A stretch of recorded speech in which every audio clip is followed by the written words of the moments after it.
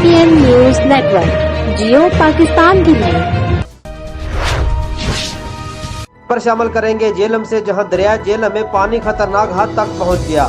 Non stop मूसलाधार बारिशों की वजह से नालों में तगजियानी पानी जमीनों और घरों में दाखिल होने लगा। मजीद तफसीलात से आगाह करेंगे फरहान शाह। जी फरहान शाह, आगाह कीजिएगा, क्या तफसीलात हैं आपके पास?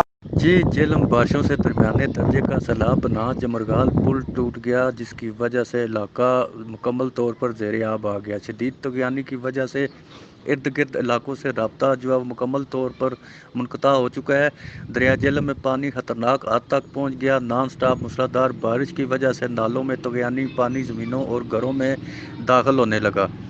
इसी वजह से जमरगाल बना पुल जो है वो जो टूट गया है, जिसकी वजह से मुल्हका इलाके तगयानी की लपेट में आ गए, ज़ेर आब आ गए और लोगों के माल मवेशी भी पानी बहा ले गया। ताहम अभी तक किसी जानी नुकसान की इतला ना है।